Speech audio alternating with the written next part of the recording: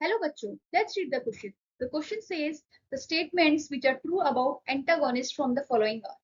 Antagonist के लिए जो statement सही है वो बताइए पूछ रहे हैं. तो ऑप्शन ए क्या है हमारा? They bind to the receptor site. B है get transferred inside the cell for their action. C है inhibit the natural communication of the body. और D है mimic the natural messenger. ठीक है बच्चों, तो हमको बात किसकी आ रही है यहाँ पर? एंटागोनिस्ट की. तो इस क्वेश्चन का हमारा की कॉन्सेप्ट क्या रहेगा? एंटागोनिस्ट. देखो एंटागोनिस्ट समथिंग लाइक स्टार्टिंग में एंटी लिखा हुआ है. एंटी मतलब समथिंग इज अगेंस्ट, एक जनरल वे में अगर हम समझना चाहें इसे. तो अगर हम बोले एंटागोनिस्ट होते क्या है आखिर?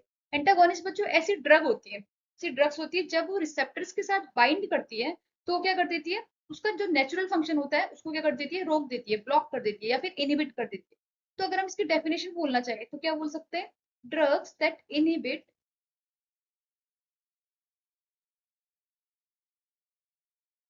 The natural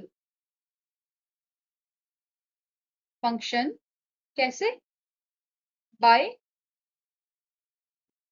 binding to the receptor site बोल सकते हैं. ठीक है, अगर हम डायग्रामेटिक वे में इसको थोड़ा समझना चाहें तो कैसे समझ सकते हैं? जैसे हमने मान लिया ये एक सेल है हमारा, इस सेल में हमारे लगे हुए हैं receptors. This is a receptor.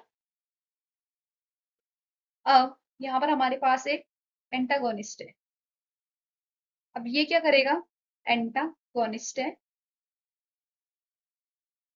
ये आता है और यहाँ के रिसेप्टर से जुड़ जाता है. जब इस रिसेप्टर से जुड़ जाता है, बाइंड कर देता है, तो क्या कर देता है? ये उसको क्या कर देता है? डीएक्टिवेट कर देता है. तो कोई एक्टिवेशन होगा नहीं, नो एक्टिवेशन. एक्टिवेशन होगा नहीं तो कोई सिग्नल पास होने की चांसेस नहीं. तो ये किस टाइम काम आता है? आर यूजफुल बोल सकते हैं. कब? जब हमको क्या चाहिए? किसी सिग्नल को ब्लॉक करना है. तो are useful when blocking of signal is required बोल सकते हैं.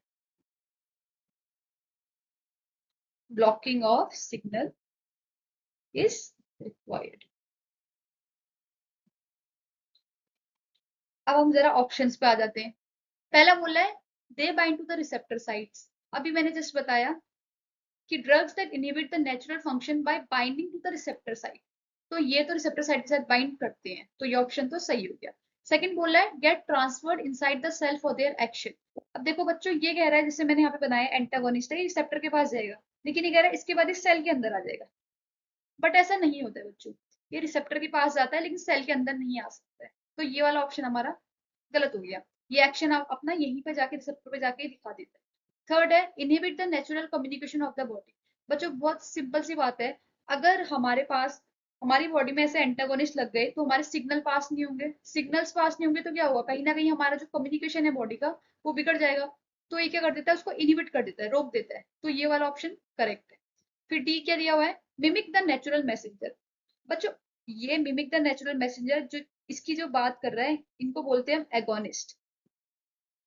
ये एंटागोनिस्ट के जस्ट अपोजिट होते हैं. ये क्या होती है? ये ऐसी ड्रग्स होती है जो नेचुरल मैसेंजर्स को क्या करती है? मिमिक करती है. ये क्या करती है? जैसे ये क्या कर रहा है? ये स्विच ऑफ कर दे रहा है तो ये स्विच ऑन कर दे, ये स्विच ऑन कर. ठीक है, तो ये तो हमारा एंटागोनिस्ट हो नहीं सकता, ये तो क्या है? एगोनिस्ट है. तो एगोनिस्ट के बारे में अगर हम बोलेंगे तो ये कब जरूरी होता है? जैसे कभी लैक होता है किसी केमिकल मैसेंजर का, तो उस टाइम पे इनका यूज कर सकते हैं.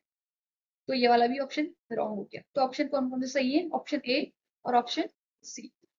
तो हमारा ऑप्शन डी करेक्ट. तो आई होप बच्चों आपको ये समझ में आया होगा. Thank you.